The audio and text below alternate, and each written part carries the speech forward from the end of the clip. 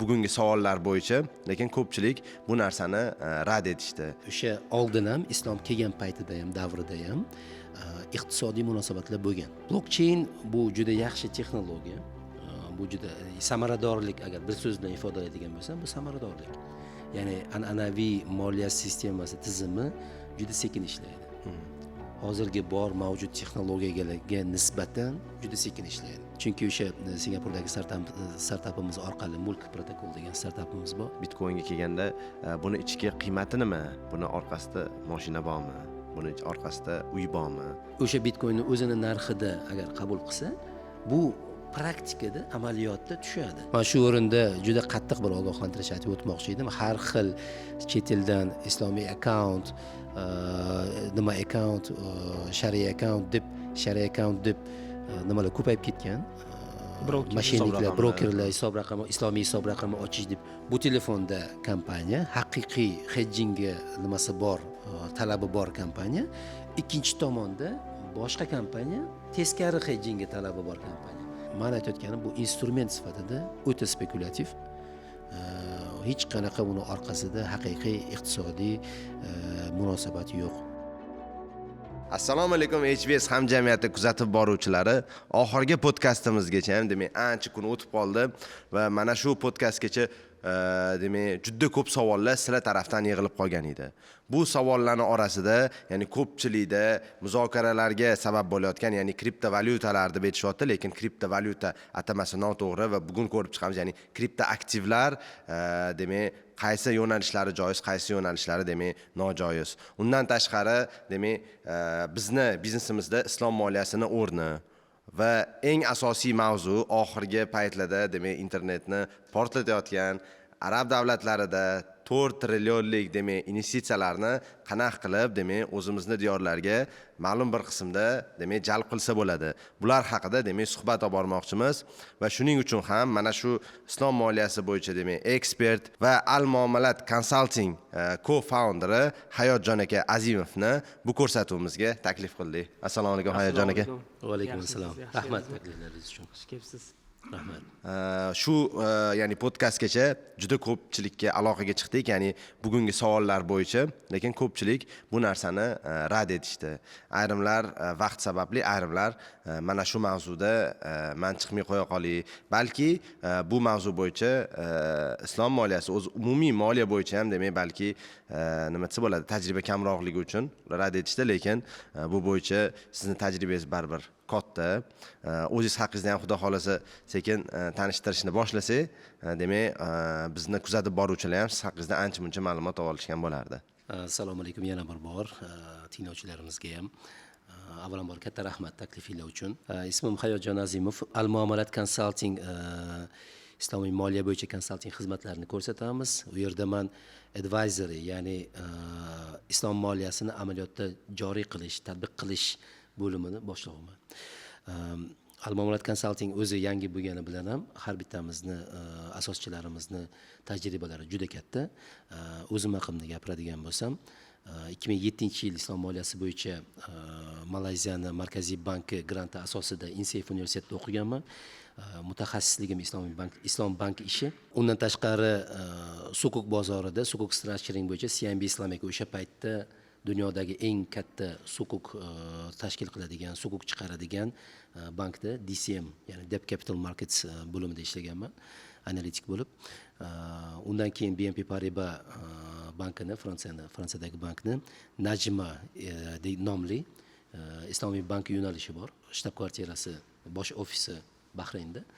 O'shalarni Malayziya, Indoneziya, Singapur, Yaponiyadan tortib to Avstraliyagacha bo'lgan hududda islomiy bank ishi operatsiyalarini yo'lga qo'yish bo'yicha juda kichkina kam sonli komandani bittasi bo'lganman, 6 yil ishlaganman. O'zim o'sha Malayziyaning o'zida litsenziyatsiya traderman.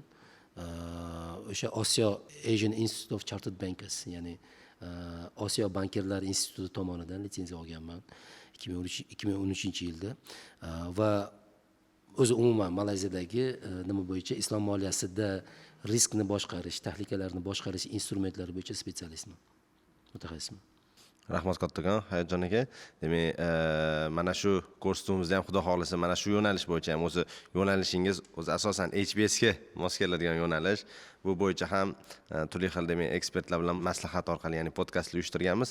Keling savollarni ketma-ketlikda boshlaylik. Bu savollar asosan demak bizni tomoshabinlar tomonidan va HBS ni demak o'quvchilar tomonidan yo'naltirilgan savollar bor. Shular bo'yicha boshlab olsak, u yog'iga sekin astalik bilan demak Undan davom tashqari etamiz. o'zimizda ham shu savollar yig'ilib ketgan, aynan shu islom moliyasi, undagi produktlar bo'yicha. O'shaning uchun hammamizga qiziq. Misol uchun AOFI duosiz bizda ba'zi bir talabalar kelishdi, AOFI ga o'qimoqchiman, advisor bo'lmoqchiman. Ya'ni bir nechta anaqalar bor ekan-ku, yo'nalishlari bor ekan. Lekin bilishmaydi. Saytiga kirishadi, yozib qo'ygan informatsiya, lekin qayerga murojaat qilishni bilishmaydi. O'shaning uchun bir boshidan boshlasak-da, bo'lmasa Xo'p. Siz savollarni beravering. Men biladigan narsamni bilganimcha o'sha bilimim, tajribam doirasida javob berishga harakat qilaman. Bilmaydigan narsalarimni aybga buyurmaysiz, bilmayman deyman-da. Kim borib o'rganib, balkim keyingi podkastlarda uni kengroq tahlil qilamiz.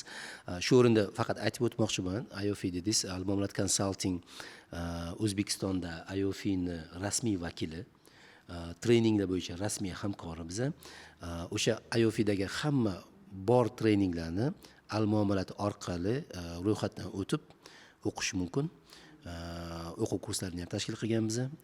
O'quv kurslarimizga xorijiy va mahalliy ekspertlarimiz nima bo'ladi? Mas'ul. Undan keyin bu alohida yo'nalish, ya'ni advisordan tashqari trening yo'nalishi. Undan tashqari o'sha biza orqali registratsiya qilganingizda biz yo'l ko'rsata olamiz. Bu sizga, bu kurs sizga juda продвинутый, bu juda chuqurlashtirilgan, ixtisoslashtirilgan kurs. Bu sizga kerak bo'lmasligi mumkin. Oldin mana buni o'qishingiz mumkin degan bir sal o'zimiz tavsiyalarimizni bera olamiz. tushunarli. Mana shu hozir o'zingizni tanishtirish davomida bir nechta endi yangi terminlarni ishlatdingiz ko'pchiligimiz uchun. Misol uchun sukuk bozorida analitik, adashmasam analitik bo'lib ishladim dedingiz. O'shaning uchun sukuk men bilishim bo'yicha islomiy moliya produktlaridan bittasi. O'shaning uchun boshida umumiy holatda islom moliyasi nima, uni tarkibiga qanaqa instrumentlar kiradi va o'sha albatta siz ishlagan soha sukuk bo'yicha umumiyroq ma'lumot berib ketsak, keyin sekin olib ketardik. Xo'p. Men shu tinglovchilar uchun va umuman o'zi hammamizni bir nimaga so that we all on the same page deydi-ku inglizchada. Hammani bir platformaga keltirish uchun, tushunchani to'g'rilab olish uchun islom moliyasi bu alohida bitta yaratilgan narsa emas. O'sha oldin ham islom kelgan paytida ham, davrida ham iqtisodiy munosabatlar bo'lgan. Bozor munosabatlari bo'lgan, iqtisodiy munosabatlar bo'lgan, moliyaviy munosabatlar bo'lgan, qarz oldi berdilari bo'lgan. Islom kelganida uni bitta adolat nuqtai nazaridan filtr qilgan. Mana bunaqa turdagi kelishuv mumkin, joiz, mana bunaqa turdagi kelishuv nojoiz degan. Ya'ni tozalab bergan. O'sha paytdagi bor iqtisodiy munosabatlarni to'g'risini to'g'riga, noto'g'risini, adolatsizini noto'g'riga nima qilgan? Saralab bergan. Shu uchun ham hozirgi kundagi zamonaviy ko'rinishdagi islom moliyasi ham shunga o'xshatsak bo'ladi. Ya'ni moliya ekosistemasi bor, moliyat ekotizimi bor. Uning ichida nimalar kiradi? Mana masalan oddiy markaziy bankdan boshlaysiz. Markaziy bank, undan keyin tijoriy banklar, investitsion banklar, undan keyin fondlar, venture fondlari, private equity fondlar, hedge fondlar, insurance, ya'ni takaful kompaniyalari, sug'urta kompaniyalari, ularga xizmat ko'rsatuvchilar, brokerlar, birjalar, bular hammasi bitta ekotizm. Shuni ichida islom moliyasi nima deydi? Mana buni qilsang bo'ladi. Bu o'zi joiz, inherently permissible, ya'ni o'zi joiz, asli joiz. Ba'zilarda buni to'g'ri qilishing kerak, buni mana bunaqa yo'l bilan qilishing kerak degan anaqalari bor, qo'shimchalari bor. Mana shu narsa Sharia compliance degan anaqaga kirgan, qoidalar ro'yxatiga kirgan. Ya'ni biz masalan bank qilmoqchimisiz, tijoriy bank qilmoqchimisiz? Mana bu qoidalar. Sug'urta faoliyati bilan shug'ullanmoqchimisiz? Mana bu qoidalarga rioya qiling. Masalan private equity bor yoki venture capital bor. Venture capitalda hech qanaqa strukturaga nima yo'q. Lekin asosiy talab siz topgan pul halol bo'lishi kerak. Siz investitsiya qilayotgan, kiritayotgan kompaniya yoki startup halol nima bo'lishi kerak? Shariatga zid bo'lgan faoliyat bilan shug'ullanmasligi kerak va uni to'g'ri asosda imzolashingiz kerak. Oldi berdi qilishingiz kerak. Eng masalan oson, eng sodda tushuntiradigan bo'lsam shunaqa. Ya'ni islom moliyasi alohida bitta stol, butun dunyo moliyaviy ekotizimi alohida degan narsa yo'q. Ular hammasi bir-biriga chambarchas bog'liq. Demak, boya sukuk yo'nalishi bo'yicha aytib o'tdingiz. Bizda mana shu sukuk yo'nalishi bo'yicha ko'pchilikda ma'lumot kam. Ko'pchilik hattoki eshitmagan bo'lishi ham mumkin, lekin tinglab boruvchilar orasida endi mustaqillikdan oldin tug'ilgan odamlar bor. Ya'ni SSR odamlar deymiz. Biz hamma tushunadigan tilda ularda zaymlar bo'lgan. Biz endi bu kim kelsa shu zaymlar hisobida tushuntirib, yaqinroq olib ketishga harakat qilamiz yoki-da obligatsiyalar hisobida. Shu sukuk haqida ozgina ma'lumot bersangiz, ya'ni sukuk obligatsiyalardan nima farqi bor va hozirda dunyodagi o'sha ma'lum bir sukuklar, ya'ni investitsiya qilishi mumkin bo'lgan sukuklar haqida ham ozgina ma'lumot berib ketsak, juda yaxshi bo'lardi. Sukuk o'zi asli masalan sukuk o'zi ko'pligi, bilasiz arabchada sak birligi. Bu o'zi sertifikat yoki bir narsani ramz qiladigan, timsol qiladigan qog'oz deganda nimasi? Nima deydi uni asl ma'nosi shu o'shanga boradi. Ya'ni buni hozir obligatsiyalar bozorida ishlatilishini sabablari bor, unga kelamiz. Agar ruxsat bersangiz, men kengroq tushuntiraman, o'sha hammada Tushuncha paydo bo'lsin. to'g'ri tushuncha paydo bo'lsin. Mana masalan mashinangizni texpasporti bor. Texpasport o'sha yerda o'sha boshqa kishi nima qila olmaydigan qilib, o'zini otini o'zgartirib qo'ya olmaydigan qilib, ya'ni ishonchli, secure nima qilgan? O'sha mulkni kimga tegishli ekanligini bildiradi. Siz o'zingiz borsiz, lekin sizning pasportingiz bor. Ana shu pasportingiz sizning sukukingiz. Sak, sertifikat. Yoki nikohdan o'tgansiz, registratsiyadan sizga sertifikat beradi. Nikoh sertifikati deb beradi. O'sha bilan isbotlaysiz. Siz va ayolingizni nikohdan o'tganligingizni tasdiqlovchi hujjat. Okay? Bu qayerdan boshlangan? Bu o'rta asrlarda, mana men o'zim Buxorolikman. Buxoroda 9 sarofon bor. Saroflar anaqasi bor. Har xil toqlar bor, sentrlar bor, shaharning o'rtasida markazlar bor. Savdo rivojlangan. Musulmon o'lkalarining orasida savdo rivojlangan. O'sha yerda juda katta miqdorda naqd pul, endi o'sha paytda tilla bilan kumush, tilla bilan kumushni xolagan joyga o'g'irlab borib, xolagan joyga ishlatish mumkin. Shuning uchun ham xavfli bo'lgan. Karvonda bir qop tilla bilan yurgandan ko'ra, bir qop tillani siz Buxoroda nima qildingiz? Sarrofga berdingiz-da, yozdirib oldingiz o'zingizga. Sak yozdirib oldingiz, sertifikat yozdirib oldingiz. O'sha bir qop tilla manmuncha gram sizga anaqa qilindi. Sizning pulingiz bor deb. Bu sarrofni boshqa yurtlardagi, masalan, Damashq bo'lsin, Turkiya bo'lsin, Istanbul bo'lsin yoki bu yoqda Qozon bo'lsin, bu yoqda anaqa Xitoy bo'lsin, Xi'an bo'lsin yoki Urumchi bo'lsin, bularda anaqasi bor. Vakillar. Biz hozirgi tilda korrespondent banking deydi. Korrespondenti bor. U yoqda buni imzosi, buni muhri o'tadigan, uni tan oladigan odamlar bor, sarroflar bor. Ularga o'sha borib ko'rsatgansiz sertifikatni, siz savdo qiladigan joyingizda sizga kerak miqdoricha o'shani berishganda, qolganini yozib qo'yishgan. Mana bunchasi berildi shu sertifikatda, mana buncha pulda bunchasi berildi deb. Keyin ular uni orqada o'zi nima qilib olgan? Biz netting deymiz. Buni hozir sizlarning traderlarning tilida netting deyiladi. Faqat o'sha men sizga qancha qarzman, o'shani faqat farqini beradi. Yetkazgan bo'ldi. Bu nima qilgan? Nimaga olib kelgan? Bu savdoni samarali bo'lishiga olib kelgan. Xavfsiz bo'lishiga olib kelgan. Shu uchun ham rivojlangan. Endi hozirgi tilga hozirgi zamonga keladigan bo'lsak, bu yangilik emas, prosta shuni institutionalized, institutlashtirilgan ko'rinishi. Sizda New Yorkda JP Morgan Chase bilan yoki o'sha nima bilan korrespondent City New York bilan imенно korrespondent anaqangiz bor, shotingiz bor. U yerda sizning nomingizda dollar turibdi. Siz bitta kompaniya, A kompaniya, O'zbekistondagi A kompaniya, deylik Dubaydagi B kompaniyaga to'lov qilganida dollar orqali to'lov qiladi. Nima deydi?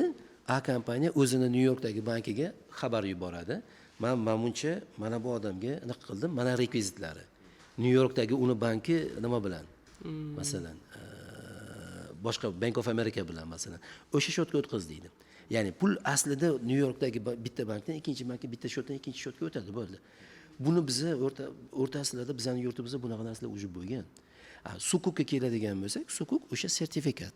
Sizning pulingiz borligini yoki mulkka egalik qilishingizni tasdiqlovchi yoki qanaqadir orqasida real world asset deymiz, qanaqadir haqiqiy narsa borligini tasdiqlovchi hujjat. Okay? Endi zamonaviy ko'rinishida bu obligatsiyalarni yoki o'sha fixed income instrument deymiz. O'zi aksiya ham aslida sukuk. Okay? Faqat obligatsiyalar sohasida nima qilish kerak bo'lgan uchun aksiyani o'zi masalan halol stokni o'sha endi chuqurlashmaymiz, no halol stokni analiz qildingiz, bu biznes halol, aksiyasi уже inherently halol, ya'ni o'zi asli halol. Shuning uchun ham aksiyasini oldi sotib qilaverasiz. Buni qayta nomlashga hojat yo'q. Fixed income instrumentda hojat bor. Chunki uni obligatsiyasidan o'sha masalan deylik Johnson & Johnson Amerikadagi kompaniya biznesi masalan o'sha Dow Jones tomonidan, Dow Jones va uni shariya kengashi tomonidan ko'rib chiqilganda va halol aksiya deb tan olingan. Halol aksiya deb tan olingan. Shuning uchun ham Dow Jones Islamic Titans Index 25 ga kiritilgan. Endi Dow Jones masalan uni aksiyasini halol degani bilan kompaniyani o'zi bu musulmon kompaniya emas. Ya'ni yurilitso musulmon emas yoki o'sha naqa emas. U obligatsiya ham chiqaradi, aksiya ham chiqaradi. Aksiyasi halol, lekin obligatsiyasini qanaqa qilamiz? Bu tarafi bor. Endi ular o'sha masalan islomiy shariya compliant investorlarga shunaqa fixed income instrument chiqarmoqchi bo'lganida nomini o'zgartirishga hojat tug'ilgan. Shu uchun ham keyin trust certificates inglizchasi, arabchasida o'sha sukuk, uni timsol qiluvchi, ramz qiluvchi qog'ozlar degan ma'noda sukuk termini ishlatilgan, so'zi ishlatilgan. Shundan buyog'iga fixed income instrumentlar hammasi sukuk deb atalishi boshlagan. Endi buni demak oddiy obligatsiyalardan ishlash prinsipida farqi bor. Albatta farqi bor. O'sha farqni bildirish uchun ham yuridik praktikada qoida bor. Bitta narsa, qaysidir narsani, har qanday narsani ifodalash uchun ikki xil so'z ishlatilsa, demak ular bir-biriga teng emas deydi. Ikki xil so'z ishlatilgan narsa hech qachon bir-biriga teng bo'la olmaydi deydi. Shuning uchun ham obligatsiya bor, sukuk bor. U o'zi yuristlarning asosiy nimasi, taklifi o'sha obligatsiyadan shariatga mos kelmaydigan fixed income instrumentdan shariatga mos keladigan instrumentni farqlash uchun nomi ham o'zgartirilgan. Aksiya bo'lganida aksiya permissible, impermissible derdi bo'ldi. Joiz aksiya, halol aksiya yoki halol bo'lmagan aksiya derdi bo'ldi. Tushunarli. Keling endi zamonaviy sohalar deymiz. Mana shular haqida ham sekin kirib borsak, ya'ni eng qizigan payti bo'ladi podkastimizni. Ya'ni zamonaviy sohalar deganimizda mana shu 2008-yildan boshlab rivojlanib, balki undan ham oldin rivojlangan, lekin odamlar orasida urf bo'lib, ko'pchilikni ya'ni hozirda 2023-yildan boshlab mass adoption, ya'ni juda ko'pchilik oldida demak qabul qilinib kelayotgan narsalardan biri bu blockchain sohasi va uni ichidagi demak kriptoaktivlar haqida ham keyin gaplashib o'tamiz. Birinchi bo'lib sizni fikringiz qiziq edi, bizga o'sha blockchain sohasi bo'yicha bundagi demak qanaqa funksiyalar rostdan ham o'zi jamiyatga qanchalik foydali, qanchalik bir yaxshi taraflari bor, shular haqida ham bir ekspert sifatida sizni fikringizni eshitmoqchi edik. Ochig'ini aytaman, men blockchain bo'yicha ekspert emasman, lekin shar'iy nuqtai nazardan, ya'ni islom moliya va moliyani qo'shimchasiga blockchain sohasiga ham qiziqqanman. Bu bo'yicha platformamiz bor. Hozirda Singapurda tashkil qilyapmiz. Blockchain bu juda yaxshi texnologiya. Bu juda samaradorlik, agar bir so'z bilan ifodalaydigan bo'lsam, bu samaradorlik. Ya'ni an'anaviy moliya sistemasi tizimi juda sekin ishlaydi. Hozirgi bor mavjud texnologiyalarga nisbatan juda sekin ishlaydi. Masalan, oddiy o'sha spotlaringiz ham masalan T+2, ya'ni 2 kunda yoki 1 kunda settlement qilinadi. O'shani sekundda qilish mumkin edi. Yoki masalan qarindoshingiz Amerikada yoki Kanadada sizga pul jo'natdi. Uni sekundda olish qanaqa, 5 kundan keyin olish qanaqa yoki 5 kundan keyin ko'rishotda qanaqadir problema bo'lib, otingiz qaysidir nimaga o'xshab qolibdi deganini eshitish qanaqa. Shuning uchun ya'ni samaradorlik, agar xo'p mayli, hech kim masalan uni tekshirsin yoki qilmasin demayapti, lekin bankning o'zini protsedurasi bor, AML o'sha nima. Lekin o'shani sirazi tez bilishingiz mumkin. Ya'ni blockchain texnologiya bu samaradorlikni oshiradi, tezlikni oshiradi, transparency, shaffoflikni oshiradi. Endi blockchain texnologiyasini nima uchun ishlatishingiz bu ikkinchi masala, masalaning ikkinchi tomoni. Ya'ni uni endi mayli, suhbatimiz moliya mavzusida, shuning uchun moliya tarafini unda o'zingiz bilasiz, masalan 3 xil aktivlar bor. bir currency'lar bor, ya'ni valyuta sifatida ishlatiladigan aktivlar bor. Ikki mem coinlar bor, ya'ni bu o'sha masalan NFTlar boshqalar, bular nimanidir bildiradi yoki nimadir rasmni ifodalaydi communityni. yoki просто communityni a'zolikni bildiradi. Bitta maymun chiqib ketdi. $90,000, ha, $90,000 chiqib ketdi. U bor. Ya'ni biz buni hali joiz-nojoizga kelmadik. Lekin u bor, mem coinlar bor. Naqa bor? Valyuta sifatida ishlatiladigan tarafi bor. Keyin infra tuzilma naqasi bor. Infra tuzilma coinlari bor. Undan keyin tokenlar bor. Real world asset tokens bor. Ya'ni buni orqasida haqiqiy bu dunyoda bor yoki o'sha moliyaviy qanaqadir nima yotibdi, mas'uliyat yotibdi. O'shani timsol qiladigan token bor. O'zi umuman blokcheynning ichida bular hammasi kod. To'g'rimi? Yozilgan, qayerdadir aniq qilingan. Xuddi bu Excel ochdingizda, Excelning ichida mana bunga buncha qarzman, bunga buncha qarzman, bunga buncha qarzman yoki bunda buncha pulim bor deb yozib qo'ydingiz. Xuddi shunaqa blokcheyn texnologiyasi bu effektivni o'chmaydigan, birov o'chira olmaydigan anaqa registr. Ya'ni registr ma'mur bo'yicha ham dars bor edi, ya'ni umumiy ro'yxat. Ledger. Endi buni har bittasini alohida ko'rib chiqish kerak. Bu masalan agar bu islomiy moliya bilan nima qiladigan bo'lsak, islomiy moliya nuqtai nazaridan qaraydigan bo'lsak, bularni har bittasini alohida ko'rib chiqishimiz kerak. Valyuta qanaqa ko'rinadi? Mem coinlar qanaqa ko'rinadi? Qanaqa nima qilinadi? Shariat nuqtai nazaridan nimasi bor? Real world asset tokenlar ular qanaqa ko'rinadi? O'zi umuman bu blokcheyn sohasida yana ko'pchilik kriptovalyutalarni tushunadi. O'zi buni tarixiga qarasak, o'sha 2008-2009-yillarda taqalyapti. O'shanda mana endi u payt kichkina bo'lgan, bu sohaga umuman qiziqish bo'lmagan, o'zimiz ham kichkina bo'lganmiz.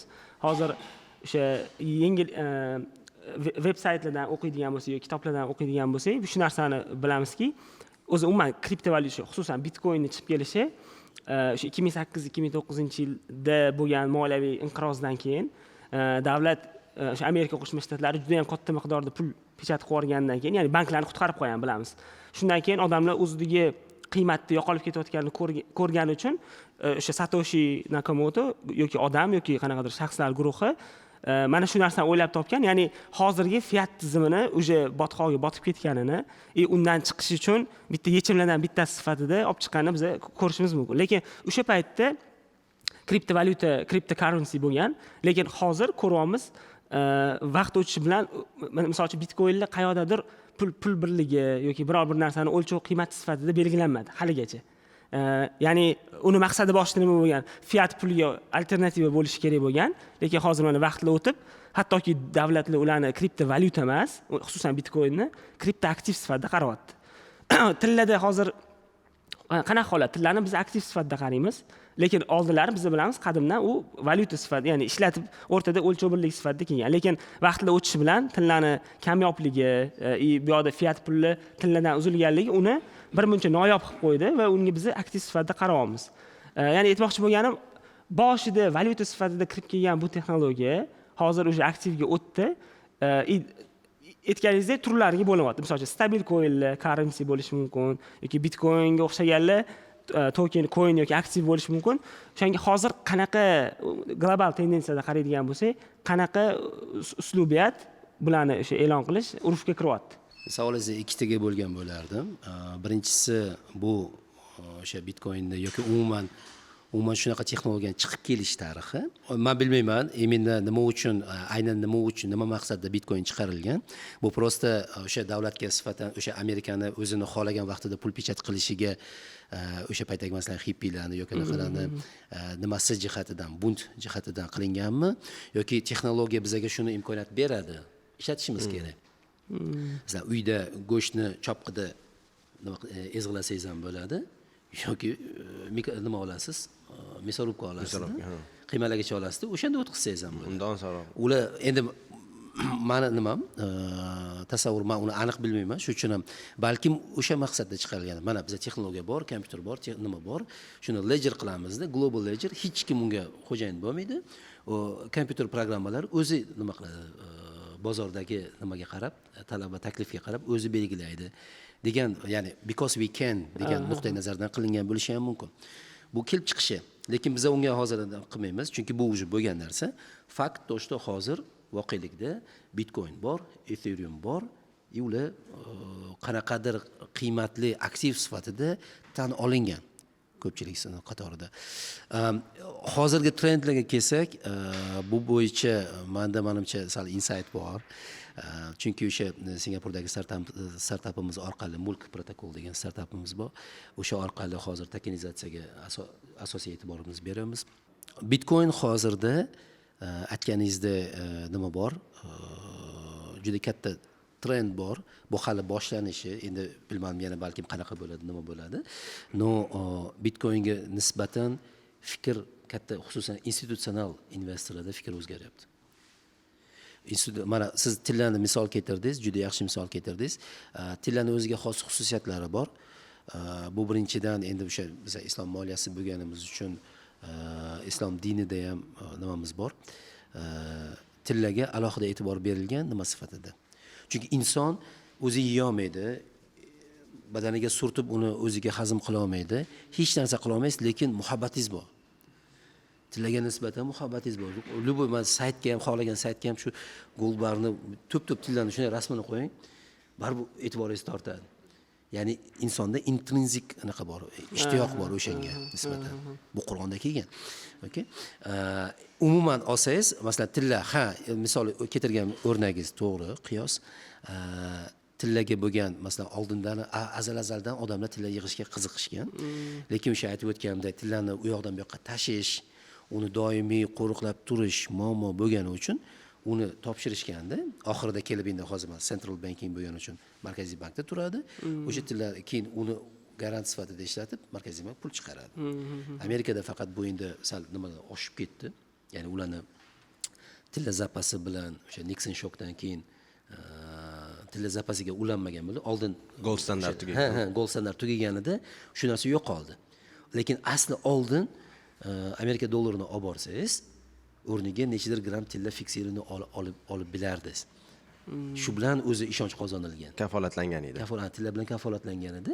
Shu bilan ishonch qozonilgan qog'oz pulga. Okay? Endi hozir Bitcoin bu bir qism kod ledgerda saqlangan, uni saqlash mexanizmi juda ishonchli, unaqa boshqa. Bu kimdadir ishonish uchun yetarli. O'zini ishlab topgan pulini o'sha Bitcoinda saqlashga, kriptovalyutada saqlashga ishonish uchun yetarli, kimgadir yetarli emas. Tushunarli. O'sha mana shu tilla haqida gapirganingiz bitta narsa esimga tushdi. Mana shu suquq degan produkt demak bizda anchadan beri bo'lgan. Ya'ni odamlar o'zidagi o'sha tillalarni ularga berib qo'yishgan va sertifikat berilgan. Amerikada agar adashmayotgan bo'lsam, IOU degan narsa bo'lgan ekan. IOU xuddi goldsmithlar, zargarlarga siz o'zingiz tillalaringizni berib qo'yasiz, ular sertifikat olishadi. Prosta Amerikada bu narsa nimaga tezlashib ketgan? Bora-bora goldsmithchilar o'sha IOUlarni olib turib, ya'ni o'zida bo'lmagan tillarni ko'proq miqdorda berib yorib, ya'ni kreditlashib ketgan, shunaqa bo'lib juda ham kengayib ketgan, shu narsa haqida eshitgan edimda. Endi hozir kripto misolida aytadigan bo'lsak, demak hozir valyuta emas. To'g'rimi? Bitcoinni o'zini aytadigan bo'lsak, valyuta sifatida qabul qila olmaymiz. Qarang, bu yerda o'sha tushunchalarni to'g'rilab olish kerak. Valyuta nima?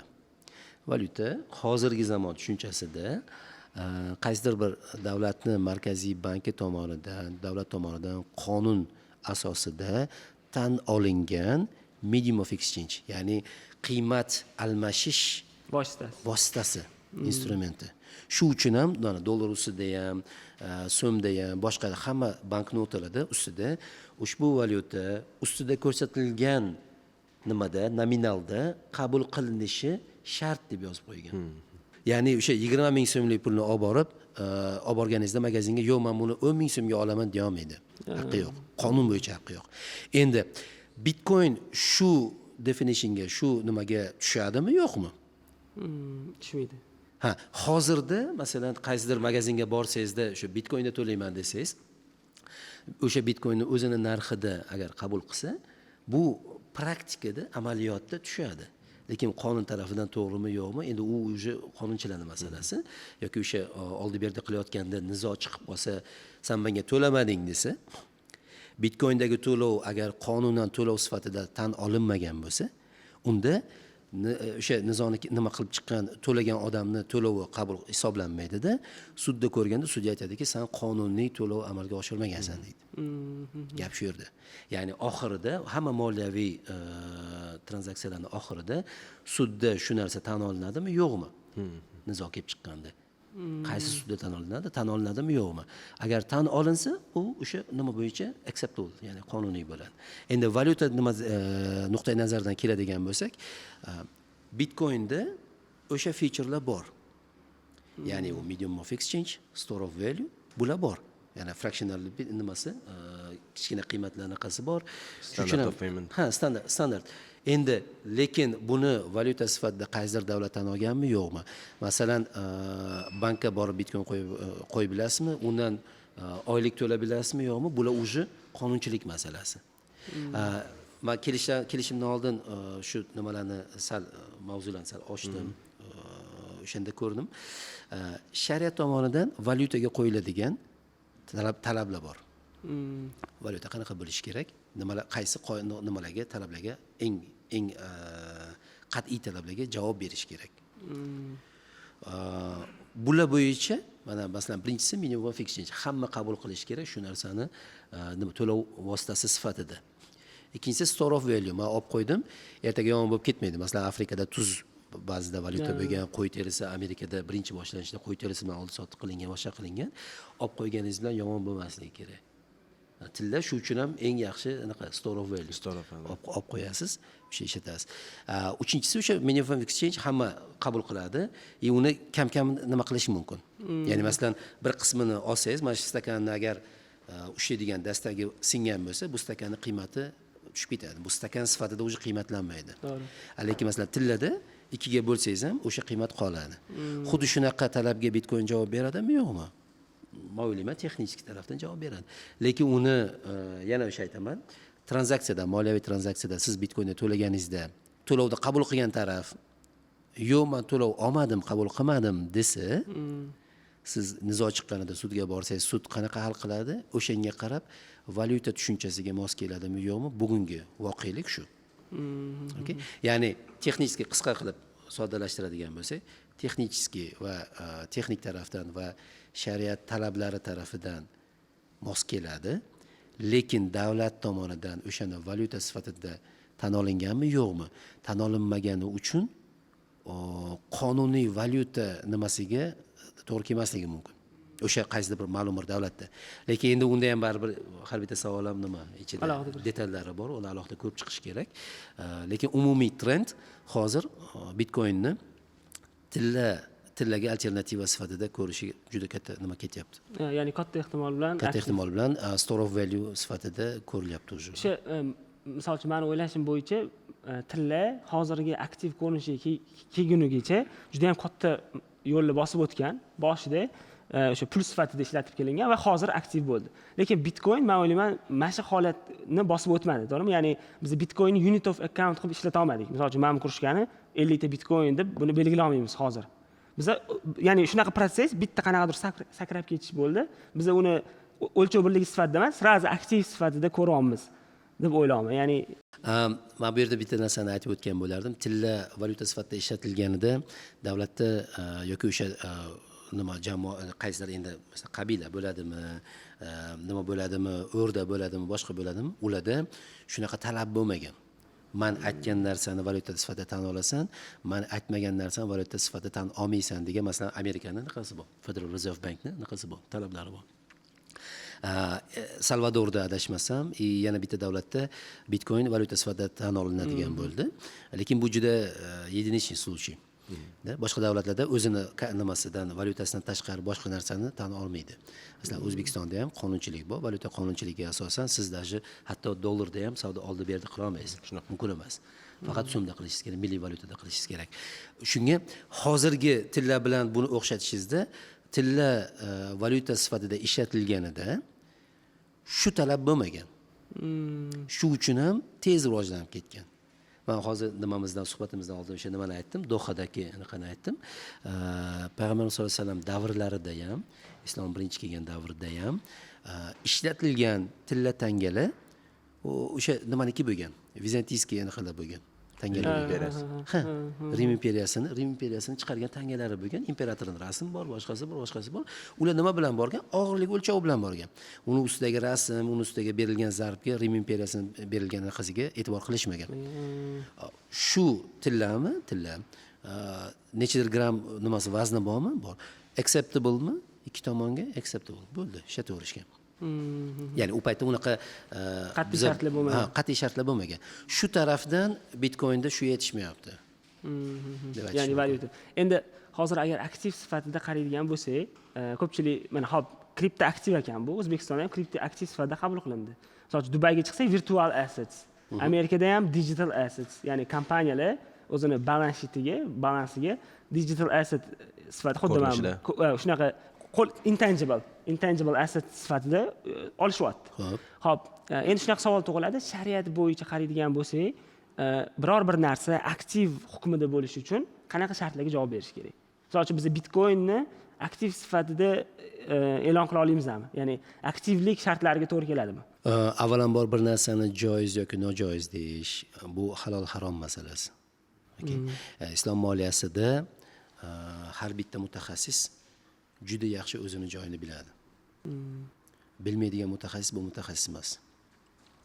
Halol harom masalasida islom moliyasini ichida bu hozir nimalarga ham kelamiz, halol account, halol trading accountlarga ham shu kelamiz. Men prosta tinglovchilarimiz uchun ham aniq bo'lishi uchun tushuntirmoqchiman. Halol harom masalasi bu Alloh taoloning nomidan gapiriladigan narsa. Payg'ambarimiz sollallohu alayhi vasallam bo'lganlarida Alloh taolo Payg'ambarimiz sollallohu alayhi vasallamga vahiy orqali bir narsani halol yoki bir narsani harom deb aytgan. Aytmagan payti o'zlari ijtihod qilganlar, keyin Alloh taolo o'shani yo tasdiqlagan yoki nima qilgan yoki kechirgan. Mana masalan o'sha asrlarning olinishi boshqada Alloh taolo kechirgan, o'shandan keyin ruxsat bo'lgan. Shunga o'xshagan narsa. Payg'ambarimiz sollallohu alayhi vasallam davrlarida birorta sahobiy o'zi hukm chiqarmagan. O'sha payti vaziyat taqozo qilgani uchun nimadir qilgan bo'lsa ham, albatta borib Payg'ambarimiz sollallohu alayhi vasallamdan so'rab olgan. U kishidan boshqa kishi bir narsani halol yoki harom demagan. U kishidan keyin ulamolar qoidalar ishlab chiqqan. Undan keyin masalan sahobiy roziyallohu anhularda ularda o'sha hayotiy tajriba bor edi. Boricha amal qilganlar, qolganiga qoida qilganlar. Bu bo'yicha o'sha mashhur hadis bor, Muoz ibn Jabaldan rivoyat qilingan. Payg'ambarimiz sollallohu alayhi vasallam u kishini Yamanga elchi qilib yuborayotgan paytlarida keyin so'raganlar, "Ey Muoz, ketishlaridan oldin, ey Muoz, odamlar orasida qanaqa hukm qilasan?" deganlar. Allohning kitobi bilan. Unda topmasang-chi deganlar. Unda men sizni sunnatingizga qarayman, siz aytgan gaplaringizga qarayman, sunnatingizga qarayman. Unda ham topmasang-chi deganlar. Ya'ni Payg'ambarimiz sollallohu alayhi vasallam bu yerda bashorat qilyaptilarki, shunaqa masalalar keladi. Sen ko'rmagansan, Qur'onda topolmaysan uni nimasini, hukmini, sunnatda ham topolmaysan. O'shanda nima qilasan deganlarida, keyin u kishi aytadilarki, men ijtihod qilaman. Qo'limdan kelganicha ilmimni ishlataman, aqlimni ishlataman, ijtihod qilib o'shanga yechim topaman. Bo'sh kelmayman yo Rasululloh deganlar. Keyin Payg'ambarimiz sollallohu alayhi vasallam shuni quchoqlab, rasulini o'zing nima qil, muhofaza qil deb haqlariga duo qilib jo'natganlar. Bu bizaga pretsedent. Qanaqa pretsedent? Har qanday bizning hozirgi nimamizdagi masala, zamonimizdagi masalaga avvalambor bizaga nimaga qaraymiz? Qur'on va sunnatga qaraymiz. Bu degani har kim o'zicha ijtihod qilsin degani emas.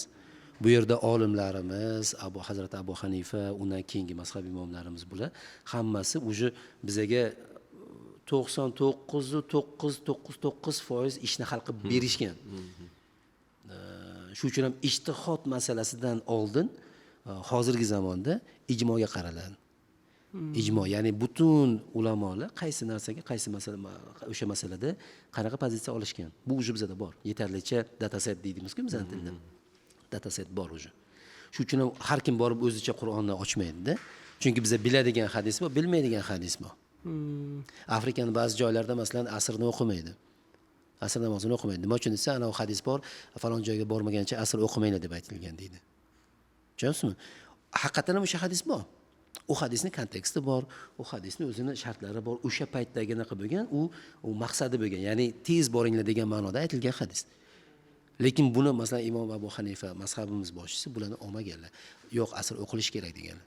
O'sha paytdagi kontekst mana shunaqa bo'lgan deganlar. Yoki ba'zilari bor, nima qiladi? O'sha ibodatlarda, boshqalarda nima qiladi? Boshqa xil yo'l olgan. Lekin bizada tayyor o'sha mazhab imomlarimizni, fiqh ulamolarimizni, o'sha o'rta nimada bo'lsin, oldingilari bo'lsin, avval nimada boshdagilari bo'lsin, keyingilari bo'lsin, bular o'zi o'rganib chiqqan.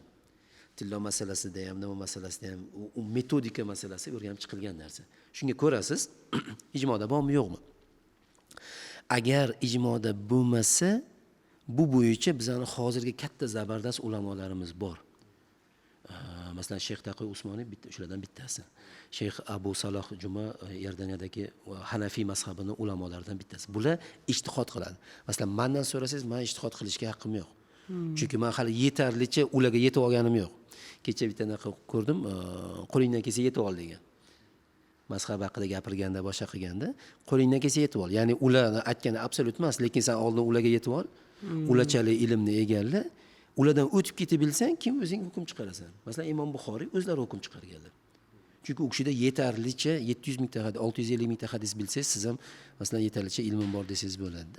Shuning uchun endi kriptoaktivni joiz-nojoizligiga keladigan bo'lsak, buni o'zini nimasi bor. Bu bo'yicha men hozir ozgina research qilganimda Dr. Davud Bakar, masalan, Malayziyadagi o'sha mashhur ulamo, islom oilasi sohasidagi, u kishi o'sha ijobiy fikr bildirgan ekanlar.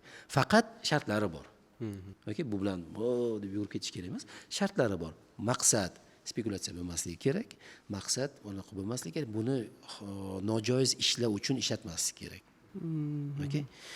Xuddi masalan pichoqqa o'xshagan yoki mashinaga o'xshagan, mashina bilan joiz joyga borishingiz mumkin, ota-onangiz ziyoratiga borishingiz mumkin, mashina bilan yomon joyga borishingiz mumkin. Mashinani o'zi bu bilan halol yoki harom bo'lib qolmaydi. Sizning maqsadingiz, qilayotgan ishingiz bu alohida narsa. Okey. Shuning uchun masalan Mufti Faraz Adam bu narsa haqida ijobiy fikr bildirganlar, Bitcoin sharia compliant aktiv deganlar. Undan boshqa ba'zi bir ulamolar uni yo'q, juda volatilность degan. Ya'ni har xil argument keltirilgan. Men asosiy 3 tasini oldim. Bittasi juda yuqori volatilность bor, ya'ni narx juda katta o'ynaydi, tebranuvchanligi baland degan. Okey, qabul qilaman. Haqiqatan volatilность bor. Undan tashqari bittasi aytgan masalan regulyator tomonidan nima qilinmaydi, nazorat qilinmaydi degan. Keyin uchinchi eng katta asosiy argumentlardan bittasi bu nima noqonuniy yoki o'sha nimalar uchun ishlatiladi, jinoiy tranzaksiyalar uchun ishlatilishi degan. Men shu 3 ta argumentdan bittasini oldim. I buy that deydi-ku inglizchada. Volatilность bor, haqiqatan ham narx tebranuvchi. Lekin qaysi aktivni narxi tebranmaydi, menga ayting. To'g'ri, qaysidir kamroq tebranadi, qaysidir ko'proq tebranadi. Tilla 2 yil oldin nech bo'ladi? Dunyo bozorida. Neft nech bo'ladi? Neft nech bo'ladi? Nech foiz o'zgardi? Qanchalik volatilность bor? Ya'ni bu tarafdan qaraydigan bo'lsangiz. Ya'ni volatillikni o'lchaydigan qanaqadir o'lchov yo'qki, biz buni misol uchun bu ham volatillikda bu narsa subyektiv demoqchiman. Ya'ni bu shariat jihatidan joiz nojoizlikka yetarli argument bo'lmaydi deyapman. Tushunasizmi? Haqiqatan volatilность bor, tebranuvchanlik juda katta, lekin bu joiz nojoizligiga nojoiz deyishga yetarlicha asos emas deyapman. Undan tashqari masalan u jinoiy nimalar uchun, maqsadlar uchun ishlatilishi mumkin, pul ham ishlatilishi mumkin, dollar ham ishlatilishi mumkin.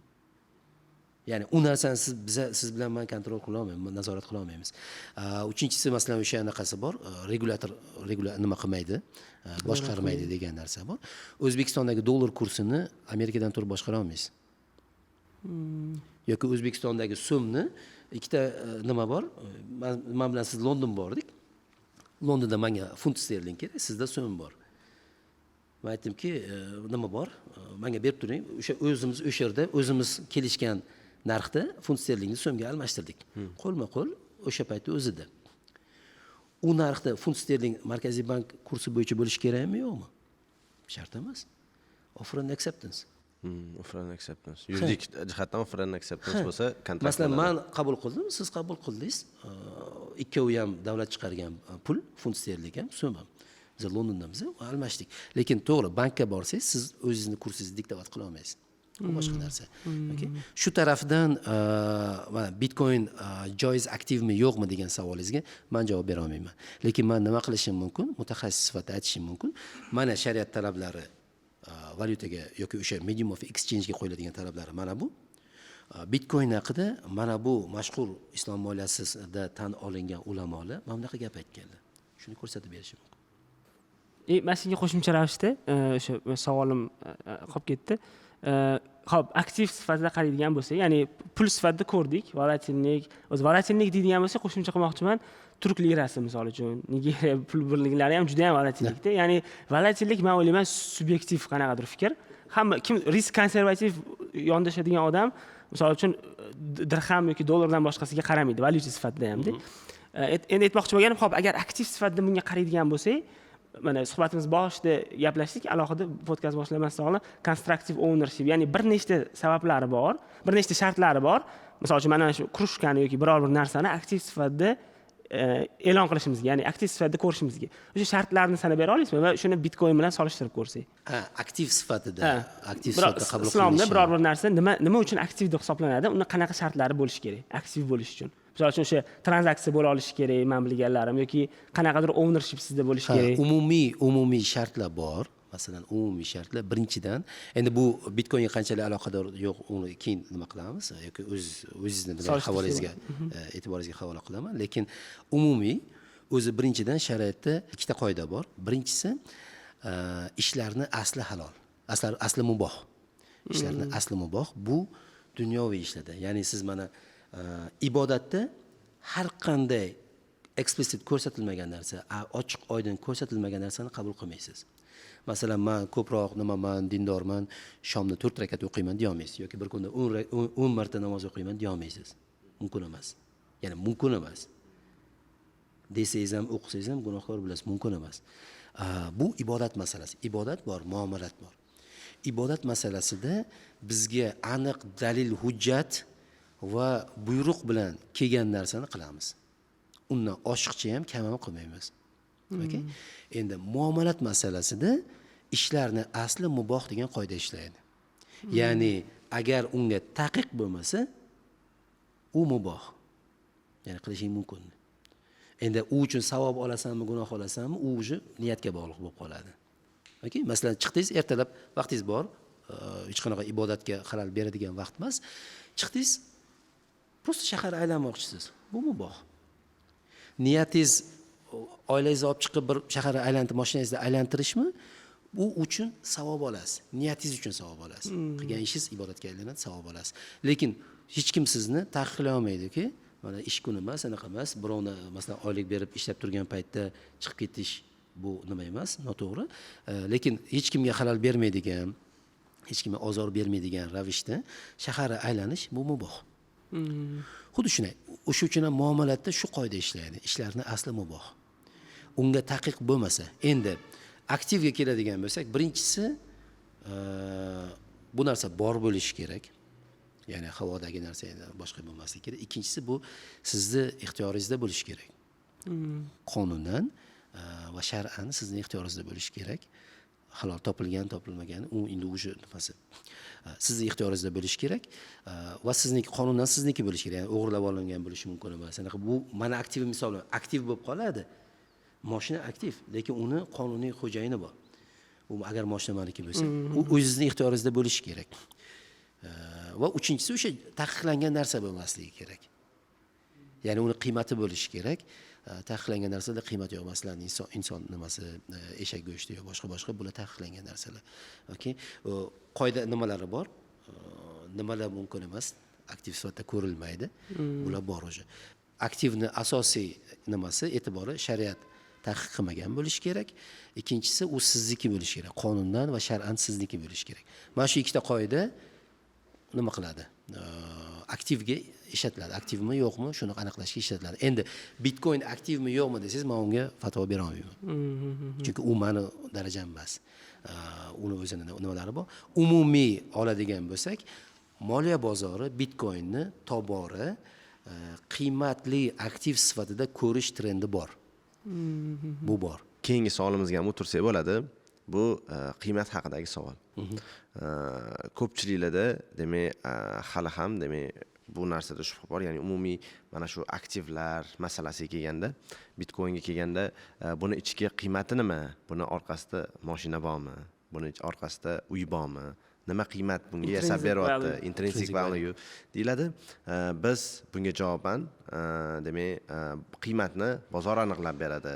Zamonaviy bozorda talab va taklif aniqlab beradi degan ayrim javoblarni demak berib boramiz yoki-da ayrim demak odamlarning fikri ham xuddi shunaqa. Shu haqidagi sizning fikringiz qiziqiydi. Ya'ni bu mana shu savolga javob bo'la oladimi yoki-da bo'la olmaydimi? Bo'lsa qaysi savol, ya'ni qaysi javob bo'la oladi? Shu Savolingizga savol bilan javob bersam maylimi? Qo'lingizdagi $100 qog'oz banknotani asl narxi 50 sentligini bilasiz. Ishlab chiqarilgan, unga ishlab chiqarishda ishlatilgan materiallar, ya'ni paxta, rang va uni o'sha amortizatsiyasi shunaqa.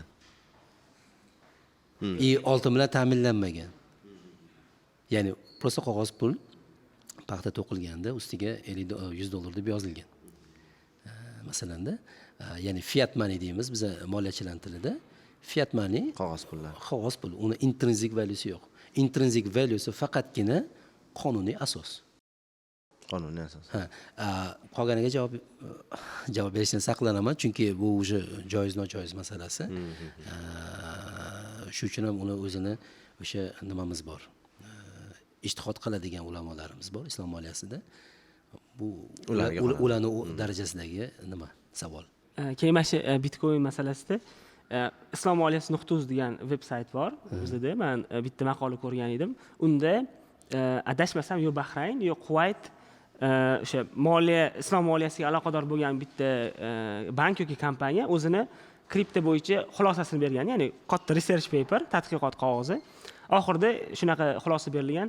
Agar kripto aktivlar to'g'ri moliyalashtiriladigan bo'lsa, bu xuddi kompaniya o'zini pul yig'ish uchun ikkilamchi bozorga aksiyalarini chiqaradi. Ya'ni IPO qiladi, birinchisi SPO qiladi, to'g'rimi?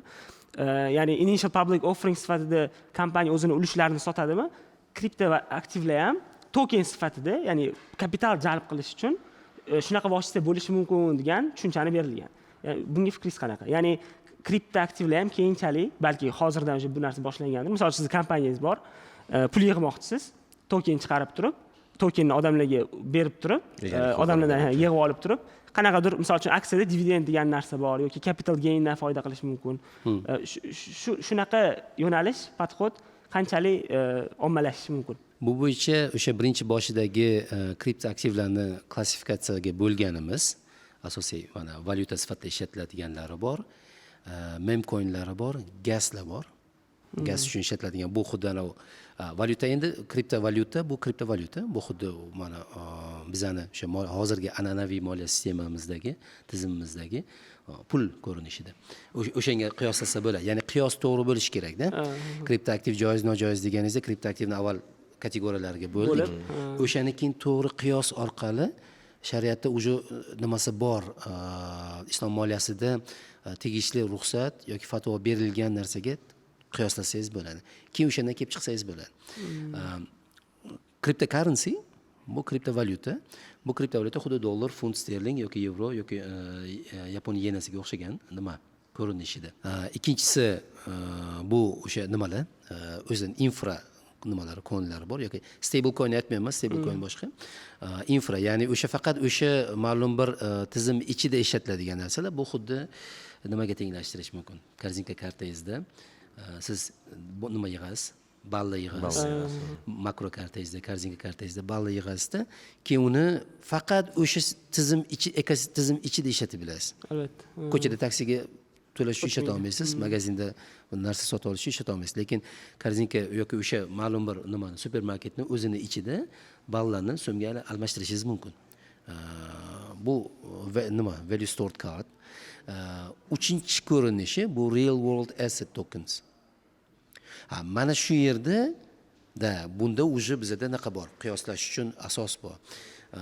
Masalan, uy bor edi, katta bino bor. Tijoriy maqsad uchun qurilgan ofislar, biznes center. O'shani rates qilib moliya nimasida, moliya ekosistemasida REITs degan narsa bor. Real Estate Investment Trust Certificates, REITs certificates. Uni siz sotib olganingizda bir nechta shunaqa 10 ta biznes sentrni bir qismini oldingiz. Token sifatida. Token sifatida oldingiz. Endi u sizga qaysidir bankda an'anaviy tarzda Excel spreadsheetda yozildimi yoki qaysidir clouddagi ledgerda yozildimi, bu уже texnologiya masalasi. Lekin tranzaksiyani mohiyati bir xil. Siz egalik huquqini pul evaziga sotib oldingiz. Okay? Shu uchun ham shu jihatdan real world asset token bunga endi albatta o'sha underlying asset dedik, ya'ni instrument bor, texnologiya bor, uni tagida yotgan narsa bor. Tagidagi yotgan narsa kazino bo'lsa, mumkin emas. Lekin tagida yotgan narsa masalan nima bo'lsa, business center bo'lsa va unda masalan o'sha shirkatga nojoiz faoliyat yo'q bo'lsa, unda siz o'sha tokenni nima sifatida ko'rishingiz mumkin? Uyga egalik qilish huquqini beruvchi bitta sertifikat sifatida ko'rishingiz mumkin. Va bu narsa hozir bu metod, bu instrument hozir butun dunyoda shiddat bilan rivojlanyapti. Ya'ni biz qaysidir qanaqadir nima haqida gapirmayapmiz, osmondagi narsa haqida gapirmayapmiz. Tokenization, real world asset tokenization dunyo miqyosida shiddat bilan rivojlanyapti. Xuddi mana masalan oldinlari siz nima qilardingiz? Disketga yozardingiz, 144 megabaytlik disketingiz bo'lardi, to'rtburchak borardingiz, kompyuterga qo'yib olardingiz. Keyin MP3 chiqdi, nima chiqdi? Flash USB drive'lar chiqdi, flashkalar chiqdi. Flashkaga o'tib ketdi. Butun dunyo hozir o'shanaqa yangi texnologiyani qabul qilyapti. Okay? Ya'ni bu O'zbekiston ichida qanchalik rivojlangan men bilmayman, sizlar yaxshiroq bilasizlar. Lekin butun dunyoda bu juda katta tendensiya. Rahmat tushuntirganingiz uchun. Hozir baribir bizga ham, balki tomoshabinlarimizga ham ko'proq qiziq. Endi mana kripto mavzusini ochdik. Yetarlicha o'ylayman tushunchib berdik. Endi trading masalasi baribir.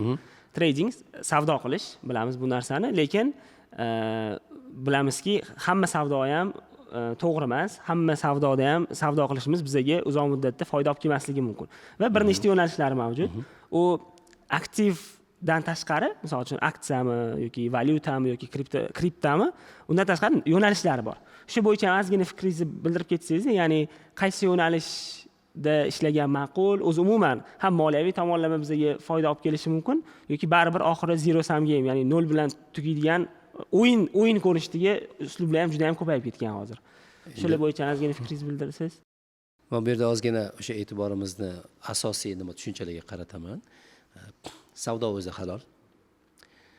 Savdoning o'zining shartlari bor. Islom moliya jihatidan shartlari bor. Ya'ni siz savdo deb xohlagan narsani o'zingiz bilgancha kelisha olmaysiz. Ya'ni islomda uni qoidalari bor, uni talablari bor. Maqsad nima? Maqsad ikki tomonga ham adolatli bo'lish. Adolatni o'rnatish uchun islom shariati shartlar qo'ygan savdoga. O'sha shartlar hosil bo'lishi kerak. Bo'lmasa ham savdo bo'ladimi? Balkim qaysidir Amerika bozorida yoki qaysidir broker orqali bo'lishi mumkindir. Lekin uni islomiy deyish mumkin emas. Yoki shar'iy deyish mumkin emas. Okay? Mana shu o'rinda juda qattiq bir ogohlantirish aytib o'tmoqchi edim. Har xil chet eldan islomiy akkaunt, nima akkaunt, shar'iy akkaunt deb nimalar ko'payib ketgan. Mashinliklar, brokerlar hisob raqami, islomiy hisob raqami ochish deb ko'payib ketgan. Bir narsani yaxshi bilib olishimiz kerak. Islomiy deyish bu halol harom masalasi. Halol harom masalasi bu Xudoning nomidan gapirish. Juda katta oqibatlari bor. Dunyoda ham, oxiratda ham. Sotuvchi e'tibor bermasa ham, oluvchi e'tiborli bo'lishi kerak. Ya'ni broker, chetdan kelgan broker, Latviyadan yo boshqadan undan kelgan broker xohlaganicha uni islomiy deyishi mumkin. Lekin ilm olish, o'rganish har bir musulmonning o'ziga farz. Shu uchun ham uni nima islomiy qiladi? Kim bunga ruxsat bergan? Nimaga asosan buni islomiy akkaunt deyapti? Islomiy shot deyapti yoki shariat shot deyapti. Nimasiga asoslangan? Kim ruxsat bergan? Qaysi ulamo ko'rib chiqqan? Bularga e'tibor berish mijozni ham mas'uliyati. Bu narsani qattiq ta'kidlab o'tish kerak. Chunki ruxsat berilgan ekan, bo'ldi bilan ish bitmaydi. Oluvchi ham, sotuvchi ham, oluvchi ham mas'uliyatni o'zining bo'ynida his qiladi. Musulmon odamga bu 2 barobar, ya'ni e'tiqodiga ko'ra ish qilayotgan odam uchun bu 2 barobar mas'uliyat. Shu uchun har xil brokerlar o'zicha xohlagancha bilganicha hech qanaqa nimaga qoidaga bo'ysunmasdan yoki hech qaysanaqani hurmat qilmasdan o'zicha islamic account, islomiy shot degan nimani takliflarni qilyapti. Buni olayotgan, bulardan foydalanayotgan o'zimizni nimalar, e'tiqod jihatidan yurtdoshlarimiz bo'ladimi, boshqa yurtdagilar bo'ladimi, albatta e'tibor berish kerak. Kim buni ko'rib chiqdi? Nimaga asosan aytdi? O'sha olim masalan qanaqa nimasi bor? Islom moliyasi sohasida o'zi ko'ringanmi, vakolati bormi, yo'qmi? Bu narsalarni ko'rib chiqish kerak. Endi umumiy olganda trading savdo halol. Alloh taolo hatto buni Qur'onda ham keltirgan. Payg'ambar sollallohu alayhi vasallam o'zlari ham savdogar bo'lganlar. Nima bo'lish payg'ambar bo'lishdan oldin kasblari savdogar bo'lgan. Keyin o'sha payg'ambarlik bu katta mas'uliyat, shuning uchun ham savdoni nima qilmasdan asosiy e'tiborni o'sha nimani dinni tarqatishga qaratganlar. Savdo o'zi halol, lekin uni islomda o'sha qoidamiz bor. To'g'ri ishni qilish kerak va to'g'ri yo'l bilan qilish kerak. Цель оправдывает средства. Maqsad nimalarni oqlaydi, yo'lni oqlaydi yoki unga erishilgan yo'lni oqlaydi degan qoida islomda ishlamaydi.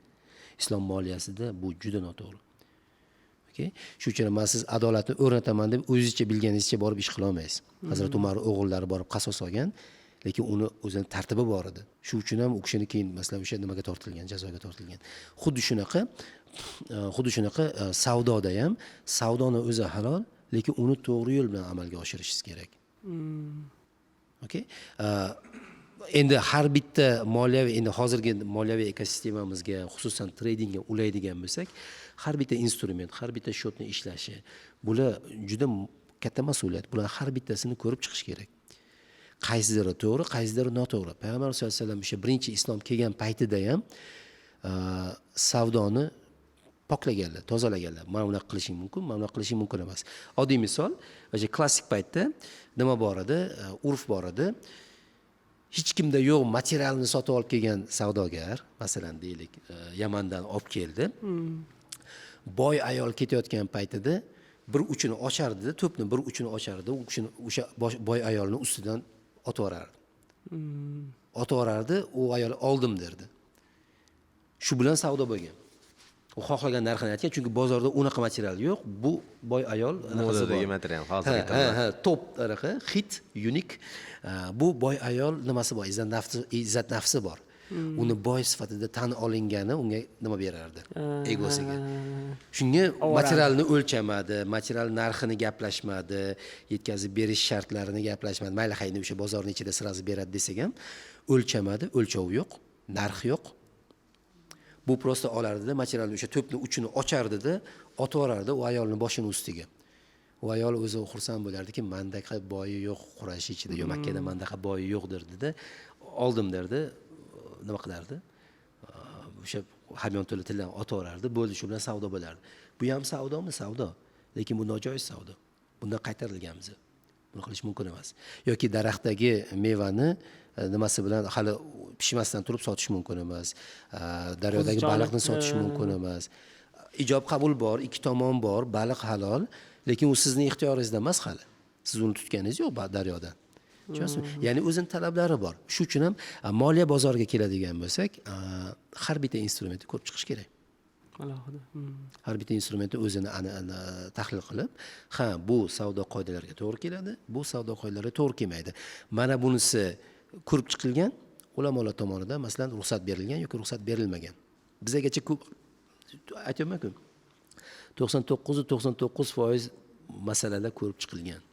Bizning vazifamiz mutaxassis sifatida shu ko'rib chiqilgan masalalarni yetkazish. Mana shu joyda biz xizmat qilamiz. Mana shu joyda keyin misol uchun oddiy valyuta ayirboshlash, valyuta savdosida ko'pchilikdan eshitib qolamizda, mana o'zi umumiy global qaraydigan bo'lsak, spot derivativga agar bo'lsak, bu ikkala yo'nalishni, misol uchun dollarni yevroga nisbati, ya'ni savdosi. Buni siz bankka borib turib qilsangiz ham bo'ladi. Qo'lingizda yevro bor, dollar olasiz, valyuta, ya'ni sarrofchilik qilasiz, almashtirasiz. yoki bo'lmasa hozir o'sha derivativ bozorda CFD ko'rinishda xuddi shu narsani, ya'ni aytishadi, men xuddi shu narsani men bankda qilyapman-ku, shuni onlaynda qilyapman. Ya'ni ikkalasi bitta narsa-ku, bu yoqda ham men yevro olib sotyapman deb aytishadi. Lekin vaholanki CFD o'sha derivativlarga qaraydigan bo'lsak, siz u yoqda yevro USD ni faqat farqiga o'ynayapsiz. Ya'ni farqiga contract for difference deydi. Tafovut uchun kontrakt tuzish, faqat shuni o'ziga qo'yamiz, lekin bunda tepadan qaraydigan odam bu yoqda ham yevro dollar qatnashyapti, bu yoqda ham yevro dollar qatnashyapti. Men capital gaindan, ozgina o'sishidan foyda qilyapman. Lekin haqiqiy bankda borsiz, rostdan ham agar siz 1 yil oldin misol uchun yevro olib qo'ygan bo'lsangiz, yevroning dollarga nisbatan ko'tarilgan bo'lsa, foyda qilishingiz mumkin. Lekin bu yoqda unaqa bo'lmayapti-da. Katta miqdorda qarzlar olib turib, o'sha islamic accountlarda savdo qilib, juda ko'payib ketgan. O'shaning uchun fikringizni bilmoqchi edik bu masalada. Juda og'riqli nuqtaga nima qildingiz, ko'rsatdingiz. Umuman o'zi o'sha savdoda ham masalan leverage degan narsa bor. Juda qattiq qoralanadi. Tim bo'lib brokerning o'zidan leverage olib savdo qilish juda noto'g'ri narsa. Umuman noto'g'ri narsa, ya'ni nafaqat shar'an, balki umuman noto'g'ri narsa. Endi contract for difference ni kelib chiqish tarixiga qaraydigan bo'lsangiz, asli derivativlar bular birinchi boshlanishi o'sha nimadan bo'lgan. Ya'ni kompaniyalarni xalqaro miqyosga chiqqanida qayergadir sotadi, ularning pulida narx nima oladi, daromad oladi. Uni keyin o'girganida buxgalteriyada nima kelib chiqadi? Farq kelib chiqadi. Bugun foydali bo'lib turgan narx, o'sha mahsulotga beriladi qo'yilgan narx, yilning oxiriga borib buxgalteriya hisoblaganida zararga aylanib qolgan. Mana shundan hedging, ya'ni risklarni boshqarish maqsadida o'ylab topilgan shartnoma turlari. Okay. Bu oldin ham bo'lgan qanaqadir ko'rinishda, lekin asosiy hozirgi masalan o'sha CFD ga eng yaqin nimani oladi, tarixni oladigan bo'lsak, bu shu. Lekin bularda haqiqiy ehtiyoj bor edi hedgingga. Angliyadagi kompaniya Amerikada filial ochdi, Amerikada dollarda ish yurityapti. Uni eng oxirida yana qaytib Angliyaga dividend keltirish kerak. Dividendga o'girganida o'sha nima bo'ladi? Yoki kutilgan foydaga yetmaydi, yoki zararga kirib ketadi. Mana shu riskni, valyuta riskini boshqarish uchun boshlangan ishlar. Shart o'ylab topilgan shartnomalar. Endi esingizda bo'lsa 70-yillargacha investment banking, ya'ni buni asosan bu shartnomalar asosan investitsion banklar yoki butik investitsion banklar qilishgan. Shvetsariyada boshlangan, keyin katta banklar uni nima qilishni boshlagan, katta miqyosga olib chiqqan, scaling qilgan. Masalan Goldman Sachs, o'sha nimaniki Lehman Brothers bankrot bo'lishidan oldin. Bular juda katta derivativ sohasida juda katta nimalar, o'yinchilar. Endi ular ham o'sha 70-yillargacha bu telefonda kompaniya, haqiqiy hedgingga nimasi bor, talabi bor kompaniya. Ikkinchi tomonda boshqa kompaniya, teskari hedgingga talabi bor kompaniya qilardida, ya'ni bizning tilda, moliyaviy tilda aytadigan bo'lsak, warehousing yo'q edi. Riskni sirazi bir-biriga nima qilardi? O'tkazadi. Netting qilardi. Bunda dollarga talab bor, 1 yildan keyin funt sterling sotish kerak. Ikkinchi tomonda Amerika kompaniyasi Londonda biznes qiladi yoki Angliyada biznes qiladi. Ularda funt sterling daromadi bor 1 yildan keyin. Ularga dollarga o'girish kerak. Shu ikkovini topardi-da, birlashtirardi. Orada o'zining marjasini nima qilardi? Olardi. Keyinchalik bu 70-yillardan keyin o'sha hozir qonunni oti esimda yo'q. Adashmasam Frank Dodd aytdi, yo'q edi. O'sha Salman Oxleymi, Frank Dodd, точно esimda yo'q, aniq nima qilmay, noto'g'ri ma'lumot bermay. Lekin o'shanda ruxsat berilgan, o'sha qonun bekor qilinganidan keyin ruxsat berilgan investment bank o'zida warehouse qilishni, riskni o'zida warehouse qilishni, ya'ni ikki tomonga ham kontragent sifatida o'zi nima qilishni boshlagan. Endi men sal uzoqdan boshlab keldim, salgina sabr qilasiz. Endi investment bankda matching bo'lgan risklar bor, unmatched risklar bor. Chunki u warehouse qilishni boshladi. U savdogarlar tilida bu anaqa ostatka deydi. Ostatka degani o'sha qolib ketgan, olib keldi, qolib ketdi. Mana shu risklarni qanday qilib match qilamiz? Bu nimadan chiqish kerak? Chunki bank uchun bu risk. Nima qilish kerak deganida, buni retail investorlarga o'tkazamiz degan ideya kelgan.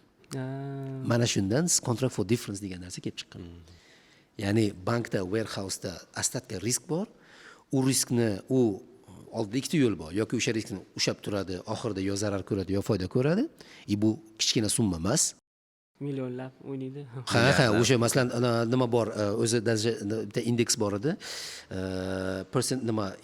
Impact of a percentage point degan. Ya'ni 0.01% narxni underlying assetning narxini o'zgarishi necha pul zarar yoki foydaga olib keladi degan indeks bor. Traderlar uni kuzatadi har bitta ochiq pozitsiyaga. Bu juda katta risk, juda katta volatilность olib keladi bankka. Bank uni xohlamaydi. Nima qilgan investitsion banklar biza degan shunaqa platforma qilaylikki, shunaqa instrument qilaylikki, shunga retail investorlarga kichkina summalarga bo'lib beraylik degan. Chunki bu yoqda katta risk turibdi, uni katta nima qiladigan kontragent yo'q. Shu uchun ham contract for difference degan narsani o'ylab topishgan. CFD. Okay? Endi bu 100% spekulativ instrument. 100%.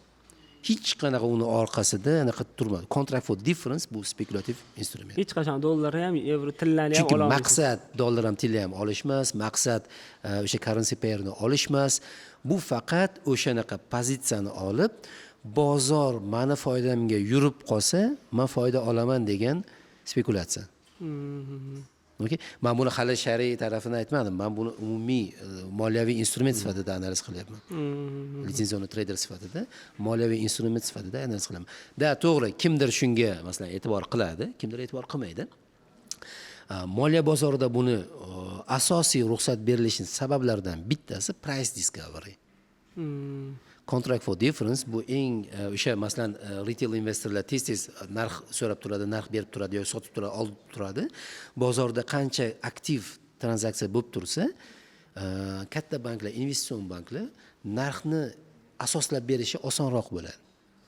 Shu uchun ham price discovery mechanism. Lekin buni orqasida hech qanaqa hedging yo'q, hech qanaqa haqiqatan o'sha valyutaga bo'lgan ehtiyoj yo'q. O'sha currency pairga bo'lgan ehtiyoj yo'q.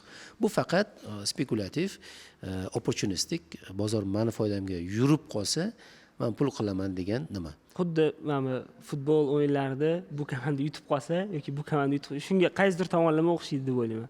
Balki bundan ham anaqaroqdir, spekulativniroqdir. Chunki siz masalan futbol komandasida qancha bularni o'yinchilarni anaqasini bilasiz. Analiz qilasiz.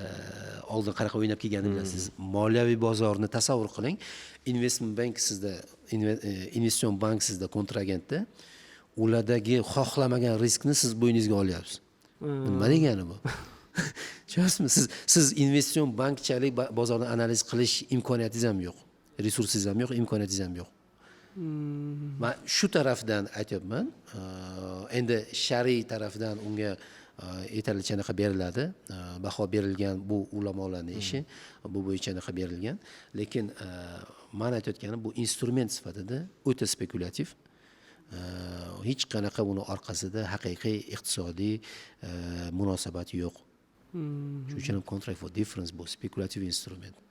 Bu umuman iqtisodiyotga o'zi foyda bermaydigan narsa. Bu faqat o'sha retail massaga riskni warehouse qilingan unmatched riskni tarqatib o'zini pozitsiyasini square qilishdan iborat.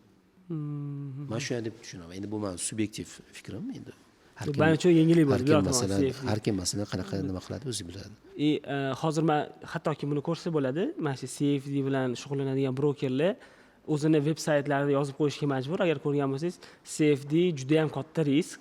Bunda savdo qilish sizni hamma kapitalingizni yo'qotishga sabab bo'ladi deb. Ya'ni bu regulyatsiya tomonidan majburlantirib qo'yilgan ekan. Albatta, men o'shani aytmoqchi edimki, majbur bo'lmasa o'shani ham yozmasdi. Yozmasdi. Bu xuddi sigaret ustida sigaret chekish rakka olib keladi degan nima bor-ku, yozuv bor-ku, majbur shriftning razmeri, ko'rinishi, qayerga yozilishi kerak, qanaqa yozilishi kerak, hammasi majbur qilib qo'yilgani uchun CFDchilar shuni yozadi. Lekin instrument sifatida o'ta spekulativ, hech kimga tavsiya qilmayman. Juda yaxshi. Suhbatimiz boshida aytib o'tgan edik, ya'ni suhbatimizni shu joyigacha biz demak trading, mana bu turlari, boshqa narsalar haqida gaplashib o'tdik va bu suhbatni bemalol 100% ayta olaman. Ko'pchilik joylarda bo'lmagan ham o'zbek auditoriyasi uchun sohaga detalni kirib turib, ekspert tomonidan bu narsa 99% joyda men hech qanaqa joyda ko'rmadim ham, ya'ni trading sohasi bo'yicha. Menimcha hammaga juda manfaatli bo'ladi. Ya'ni ko'rgan odam yangi ma'lumot ola oladi. Kelinglar endi bu yoqqa o'tamiz. Ya'ni investitsiyalar sohasiga. Sizni kunuzdiga intervyuingizni mana shu joyda ham balki qoldirishar. Ko'rib chiqqanimizdan keyin juda xursand bo'ldik. Demak, imkoniyatlar juda ko'p. imkoniyatlardan foydalansak bo'ladi. Qaysiki demak bizda hozir demak rassrochka biznes rivojlanib boryapti, hamma bilishadi va shunga o'xshagan biznes turlari ancha rivojlanib borishyapti va ularga qaysidir darajada investitsiya kerak. Ya'ni biznes juda yaxshi, ya'ni yo'nalishi faqatgina bir inson uchun juda katta risk bo'lishi mumkin. Lekin katta investitsion banklar uchun bu narsa imkoniyat bo'lishi mumkin. O'sha suhbatda ham aytib o'tdingiz, ya'ni faqatgina bir joyga investitsiya yo'naltirish ular uchun ham risk va ular ham qo'pol qilib aytganda investitsiya bozoridagi diversifikatsiya, ya'ni tuxumlarni har xil savatlarda saqlash kerak va faqatgina bizga kerak bo'ladigan qani o'sha savatlar. Ya'ni tuxum bor bizda, faqat qaysi savatlarda saqlaymiz degan savollar ko'p. Va o'sha tuxumlarni qanaqa qilib olish bo'yicha keling suhbatimizni davom ettiramiz. Bu o'zi O'zbekiston uchun, umuman O'rta Osiyo uchun juda aktual mavzu. Avvalambor yana o'sha nimamizni to'g'rilab olamiz, niyatimizni to'g'rilab olamiz. Moliya bozorida olish degan narsa yo'q. Moliya bozorida jalb qilish bor. Jalb qilish degani ularni o'zini shu tranzaksiyadan kutgan maqsadlari bor. Ya'ni risk va daromadlilik darajasini bilib turgan holda qaysidir riskka borib kirib, pul tikib, undan daromad olish. Okay? Bu tarafida imkoniyat bor kengayishga, o'sha hozirgi qilib turgan ishni yoki yangi ish qaysidir ishni, faoliyatni, tijoriy faoliyatni kengaytirishga imkoniyat bor. Faqat mablag' kerak, operatsion kapital yoki kapital o'zi kerak. Buni jalb qilib, shundan o'zi ham foyda topsin, investor ham foyda topsin. Zero sum game dedingiz, bu ko'proq anaqaga bog'liq. Tradingning ichida, ya'ni men sotsam kimdir oladi, kimdir sotsa men olaman. Bu yerda narx yo uni foydasiga yo meni foydamga o'ylaydi. Bu boshqa narsa, lekin investitsiya jalb qilish bu ikki tomonni ham manfaatini ko'zlaydigan narsa. Chunki u tomon ham, pul kapitali bor tomon ham har bitta ishni, har bitta biznesni o'zi yurita olmaydi. Xohlasa ham qila olmaydi. Unga o'sha kapitalni foydalanish nimaroq, samaraliroq, optimalroq.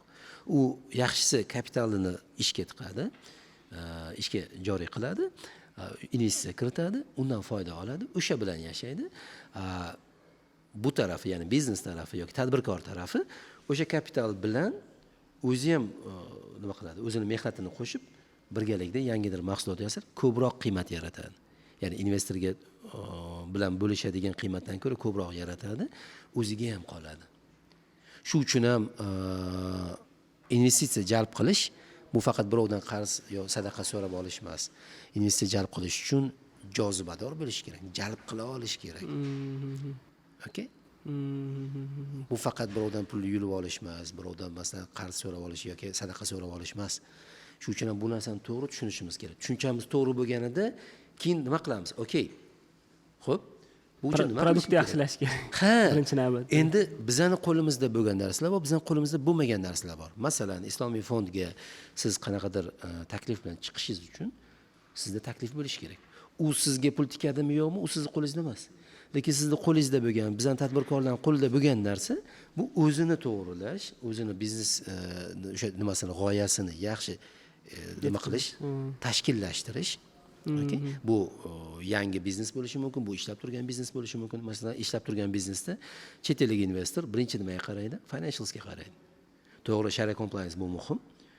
Lekin deylik Sharia compliance masalan nima emas, shariat bo'yicha taqiqlangan faoliyat turi emas. Shu uchun u ikkinchi etap baribir u sizning qilaringiz, moliyaviy natijalaringizga qaraydi. Moliyaviy natijalaringiz qog'ozda isbotlanadigan darajadami yo'qmi?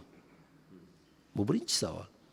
Ya'ni siz rasmiy buxgalteriya hisobotlaringizda ularni jalb qiladigan darajada jozibador nimani rentabilni ko'rsatib bera olasizmi yo'qmi? Balkim siz haqiqatan ham foyda topayotgandirsiz, yiliga 200% dan daromad olayotgandirsiz biznesingizdan. Lekin uni qog'ozda isbotlab bera olasizmi yo'qmi? Shaffofmi hammasi? Siz uni borib aytganingiz bilan u sizga ishonmaydi investor. Yoki u fond, ya'ni bitta odam emas, fondni o'zini tartibi bor, investitsiya qilish tartibi bor.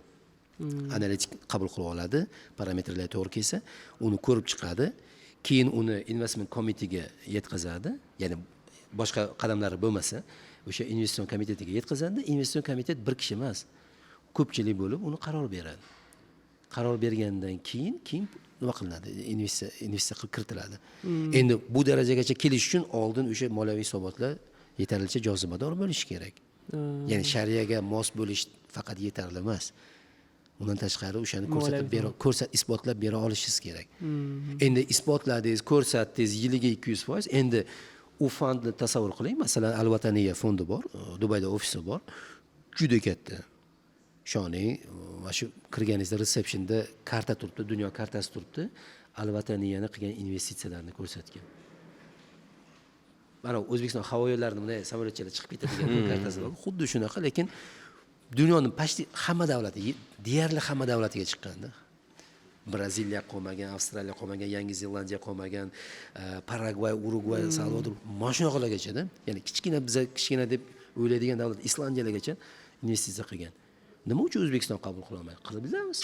Faqat o'sha yetarlicha biz o'zimizni jozibadorligimizni ko'rsatishimiz kerak. Ya'ni fondga borganingizda hatto 200% daromadlilikni qog'ozda isbotlab, hisobotlaringiz orqali isbotlab ko'rsatganingizdan keyin ham ularda yana bitta etap bor.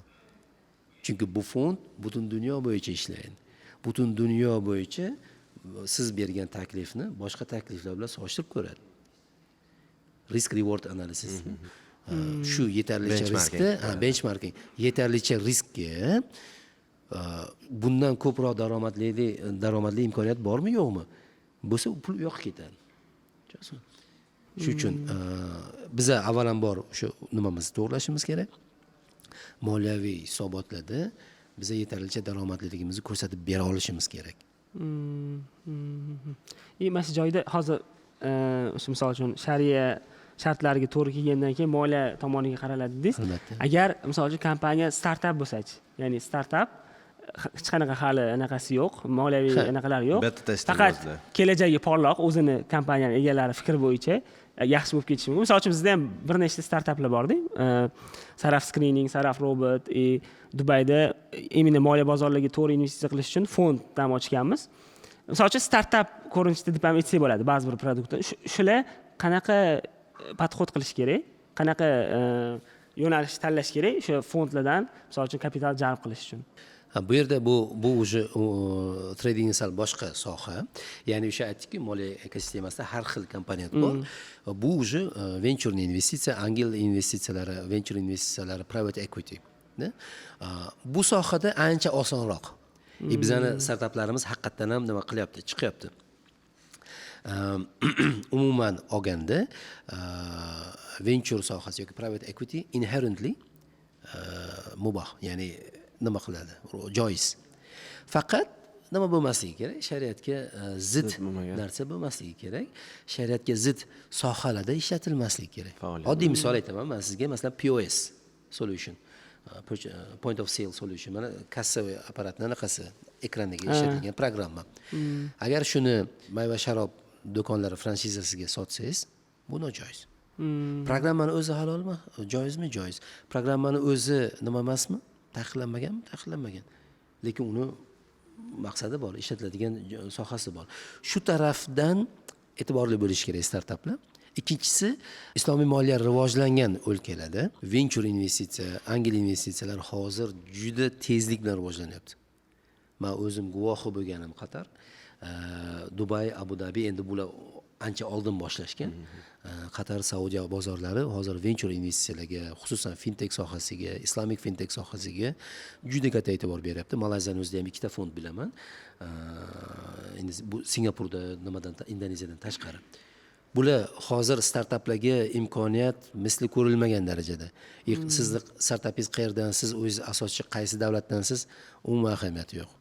Ya'ni asosiysi yechim bering. O'sha yechim aktualni bo'lsin, dolzarb bo'lsin va odamlar o'shanga pul to'laydigan darajada dolzarb bo'lsin, kerakli bo'lsin. Bo'ldi.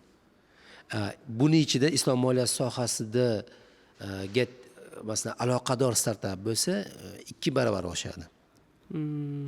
Oddiy misol aytaman, islom moliyasida, islom bankchiligida ishlatiladigan tizimlar bor, core banking systems deymiz. Undan tashqari masalan sarf exchange'lar bor, boshqalar bor. Ular uchun ham texnik yechim kerak. Bu ancha oshiradi imkoniyatni, ya'ni investitsiya jalb qilish imkoniyatini ancha oshiradi. Endi Dubaydagi fond haqida gapirdingiz yoki umuman islomiy fondlar, bular alohida kategoriya.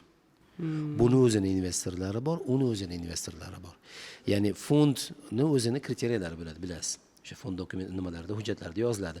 Biz ham bu kriteriyalarga asosan investitsiya kiritamiz deydi.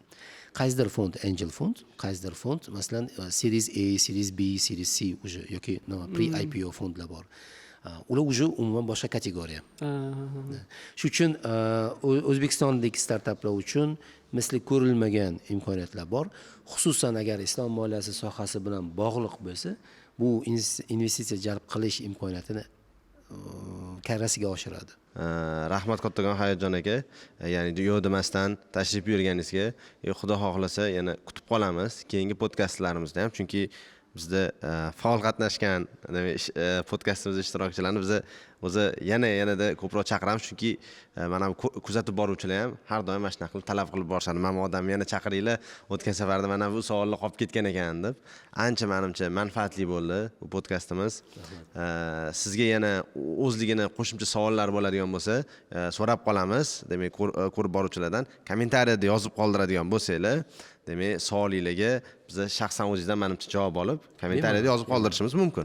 Demak, bu narsani sizlardan so'rab qolgan bo'lardik va bu podkastda ham demak ko'rib boruvchilar uchun har safar o'zi bir kichik bir sovg'alar yo turli xil narsalarni uyushtiramizda. Agar yo'q demasangiz, demak, yaxshi kommentariy yoki yaxshi savol egasiga bu narsani layklar orqali bilib olamiz. Shu odamga biron bir demak sovg'a kelishgan holatda nimadir taklif qilsak, agar yo'q demasanglar,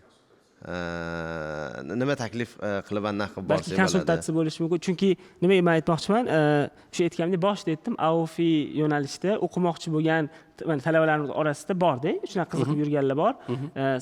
Как раз sizni bu konsalting al-muomalat kompaniyasi bu narsada yordam berar ekan va o'qitar ekan ham. To'g'rimi?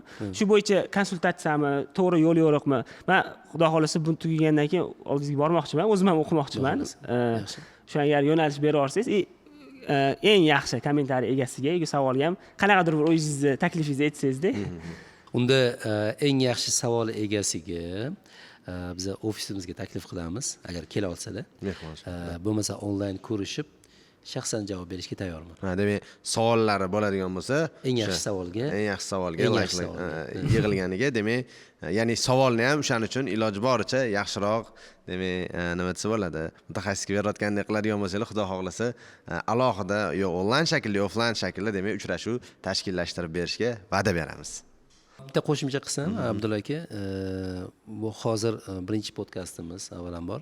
Ikkinchisi, hozir har xil mavzularni gapirdik. Bu har bittasini o'zi alohida podkastga arziydigan mavzular. Shu uchun bu bitta podkastimizni ko'rib olib, qanaqadir xulosaga kelish to'g'ri emas. Qanaqadir savollar ochiq qolgan bo'lsa, qaysidir joyi anaqa bo'lsa, bilmaganini so'rab o'rgangan olim. Albatta. So'rash kerak, savol berish kerak, bilmaslikning shifosi savol. Shu uchun ya'ni mana bu domla mana bunaqa debdi, mana bu Abdulla aka podkastga chiqib mana bunaqa debdi, mana buni so'raganda mana bunaqa bo'pti degan darrov xulosaga kelmaslik kerak-da. Har bitta moliyaviy instrumentni so'rash kerak. Alohida. Ichini o'sha tahlil qilib, chunki bir xil moliyaviy instrumentni ikkita institut ikki xil ishlatadi. Shu joylarni ham hammasini e'tiborga olish kerak. Rahmat sizlarga. Rahmat. Xudo xolasa keyingi efirlarda keyingi podkastlarimizda ko'rishguncha. Ungacha savollar ham ancha to'planib qo'ygan bo'ladi, xudo xolasa. Hammalarga rahmat. Hammalarga rahmat kattakon. Keyingi podkastlarimizda ko'rishguncha.